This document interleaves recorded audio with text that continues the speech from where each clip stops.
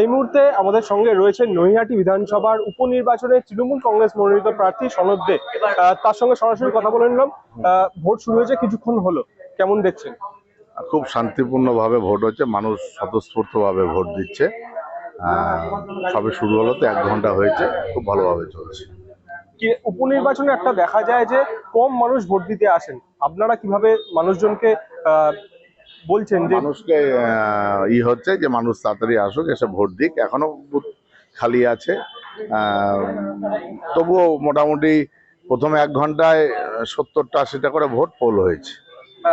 আরজিকর কাণ্ডের পরে প্রথম উপনির্বাচনের ভোট কোনো প্রভাব কি পড়বে, কি মনে হচ্ছে? না, নৈহাটির সমস্ত চিকিৎসকরা আমার হয়ে মানুষকে ভিডিও বার্তায় আবেদন করেছে যে সনদ থেকে ভোট দেওয়া হোক। শেষ প্রশ্ন, সার্বিক উন্নয়নের দিকে কিভাবে এগিয়ে নিয়ে যাবেন আপনি যদি যেতেন? পার্থ ভৌমিকের সাথে আলোচনা করে, মানুষের সাথে আলোচনা করে এগোবো।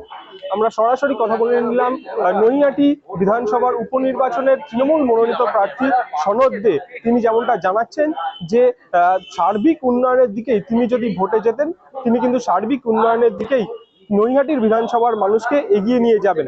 পার্থ ভৌমিক 2024 সালে সাংসদ হিসেবে নির্বাচিত হওয়ার পরে এই নৈহাটি বিধানসভার থেকে তিনি পদত্যাগ করেন এবং তার জন্যই এই বিধানসভার উপনির্বাচন আজকে হচ্ছে এবং সেই উপনির্বাচনে তৃণমূল কংগ্রেসের মনোনীত প্রার্থী সনদ দে আমরা দেখলাম সকালবেলা তিনি সরাসরি বুথে বুথে ঘুরছেন এবং তিনি বড়মার মন্দিরে এবং হনুমান মন্দিরে পুজো দিলেন।